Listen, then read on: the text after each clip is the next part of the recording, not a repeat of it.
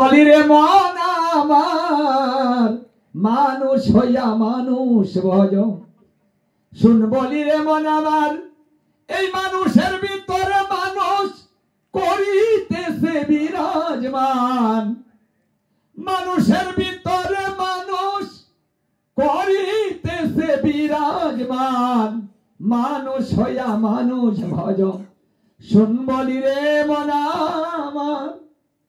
বলছে তুমি মানুষ হও, মানুষকে ভজনা করো, মানুষের ভিতরেই মানুষ বাস করে। মানুষ কে? মানুষ ভিতরে একটা মানুষ আছে, ওটা হচ্ছে মানুষ, এটা হচ্ছে দেহ, দেহের ভিতরে মানুষ বাস করে। আত্মারূপে আমার গোবিন্দ প্রত্যেকটা দেহের ভিতরে বাস করে, তিনি হচ্ছেন মানুষ। তাহলে নিজে মানুষ হও, মানুষের সঙ্গ করো, মানুষকে ভালোবাসো, মানুষকে সেবা পূজা করো, মানুষের ভিতরে তিনি আছেন, তিনি প্রসন্ন হয়। এই জন্য মানুষকে ভালোবেসে ধর্ম করতে হয়। মানে ধর্মটা কিন্তু এবারে এমন নয় যে সবাই ছেড়ে দিয়ে আমি একা একা একটা কিছু করবো, কাউকে আমি দেখতে পারবো না, না, সবাইকে ভালোবাসতে হবে, তাহলে ধর্ম হবে, ঈশ্বর প্রসন্ন হয়। আমার মহাপ্রভু এই তত্ত্ব শিখিয়েছেন, ছোট বড় নাই, সবাইকে প্রণাম করো, সম্মান দাও, এগুলা শিখাতে হবে। সংসার পরিবর্তন করেন, নেশা পরিত্যাগ করুন, কারণ যেখানে নেশা হবে সেখানে কলি বলছে আমি বাস করি, ওটা আমার বাসস্থান। যেখানে মদ্যপান হয়, তাস খেলা হয়, জুয়া খেলা হয়, সেখানেও কলি অবস্থান করে। যেখানে সোনা দানা থাকবে সেখানে কলি অবস্থান করবে। যেখানে মিথ্যা কথা হবে সেখানে কলি থাকবে। যেখানে হিংসা করবে সেখানে কলি থাকবে। মানে কলির বাসস্থানগুলো আমাদের সযত্নে পরিত্যাগ করতে হবে, তাহলে গোবিন্দের কৃপা সুন্দরভাবে পাবো, না হলে পাবো না। নেশা করবেন, গোবিন্দকে ডাকবেন, কৃপাটা আসবে না।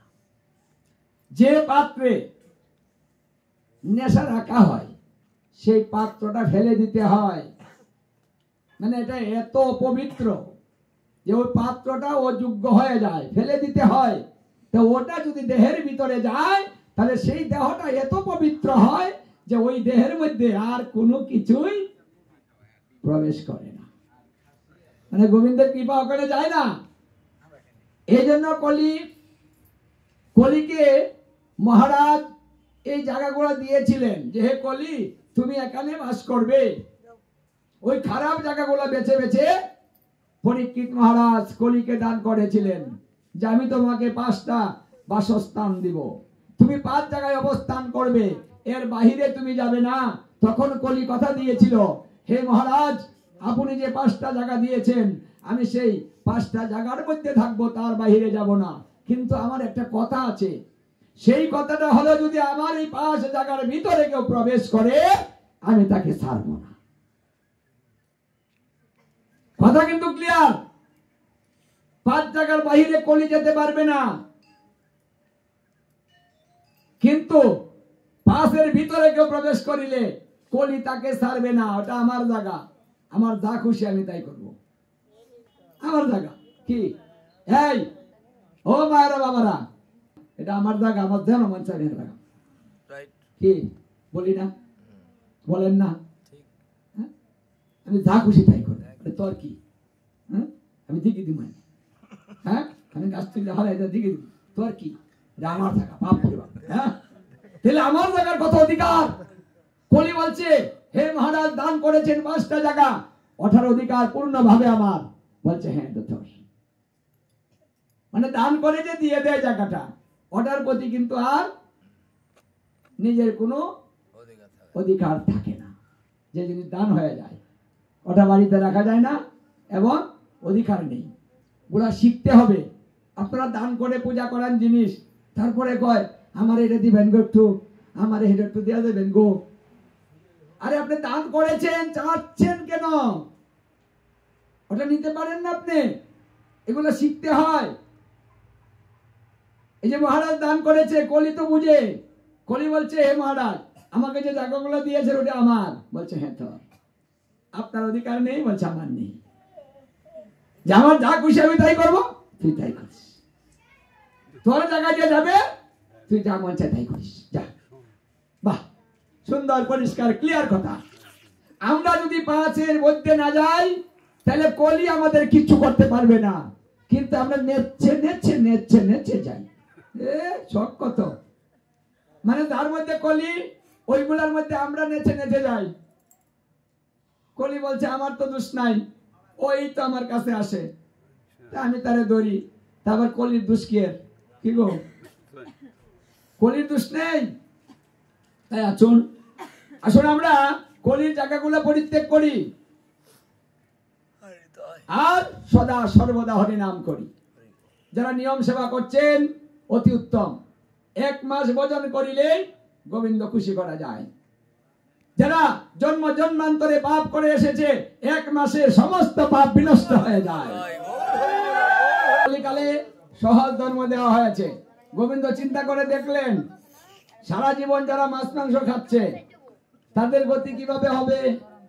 সবাই তো সাধু হবে না, মাছ মাংস খাওয়া ছাড়বে না, ওদেরকে তো গতি করতে হবে আমার। ওদের গতি করার জন্য একটা সুব্যবস্থা করলেন। 11 মাস যাই কিছু করলো, 1টা মাসও যদি তারা আমার কথাগুলা মানে তাহলে তার সমস্ত কিছুই ক্ষমা করে দেব। এটা সুযোগ দিলেন, লাকি বাম্পার সুযোগ। কিন্তু এই জন্য পরিবারের সবাইকে নিয়ে এই 1টা মাস নিয়ম ধারণ করবেন। যারা প্রভাতে স্নান করবেন, সর্বতীর্থের গঙ্গা স্নান ঘরেই হয়ে যাবে। বাড়ি থেকেই তীর্থযাত্রা হয়ে যায়, কষ্ট করতে হবে না, ব্যবস্থা ভালো। এবং সমস্ত পাপ 1 মাসে বিনষ্ট হয়ে যাবে। তিনি কথা দিয়েছেন এই মাসটাকে এটা বিশেষভাবে তিনি কৃপা করবেন, তিনি নিজে কথা দিয়েছেন। এই জন্য যারা পরিবারের 2-1 জন করেন, বুঝিয়ে আগামীতে সবাইকে নিয়ে করার ব্যবস্থা করবেন। ওটা যত করবেন ততই দেখবেন সংসারও ভালো হবে, মন পবিত্র হবে, সুন্দর হবে, মনে আনন্দ বেড়ে যাবে। হরে কৃষ্ণ। তাই 1 মাস অতিবাহিত হলে সবাই মিলে এইভাবে একটা অনুষ্ঠান করবেন, ভাগবতের, গীতার এবং বৈষ্ণব সেবা। বাহ, যদি কিছু করতে নাই পারেন সারা বছর সবাই মিলে এই কাজটা করুন, তাহলে এই সুদুর্লভ মনুষ্য জনম সার্থক হয়ে যাবে। এখানে বিশ্রাম দিয়ে দিচ্ছি। হরে কৃষ্ণ, জয় রাধে।